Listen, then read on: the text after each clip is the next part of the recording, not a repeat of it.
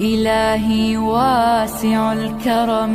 ورب البيت والحرم إليك أتيت منكسرا منيبا أغبر القدم إلهي واسع الكرم ورب البيت والحرم إليك. نبي إبراهيم عليه السلام مرتقاتك أدو جعلا كلي عنت معونين إلا مرتي ولا رد سدما هنا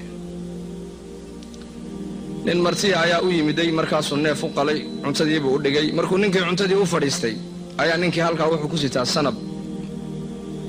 uu isagu samaystay khashab uu caabudayo halkaa ku sitaa markaa khashabkii baa ka soo dhacay ibraahim calayhi salaam uu ka cadhooday wuxuu yidhi socod buu kuma siinaya cuntadaydee liannaka hayrullahi baad caabudaa uu ka socday ninkii jibriil baa u yimiday calayhi salaam yaa ibraahim ilaahay uu ku soo salaamayaa wuxuuna kaa yidhi addoonkaa maxaad u eridad cuntada u siin weydii markaasuu yidhi yaa rabbi ibraahim calayhi salaam waxaa lagu yaqaanay daa'iman caqiidada iyo tawxiidkiisu cajiib buu ahaa uffin lakum walimaa tacbuduuna buu yidhi ininkii waxaa la caabudaysaanba uf baan nidhi buu yidhi wuxuu yidhi ninkaasi ilaahay khayrkii buu caabuday hoosta ku haystay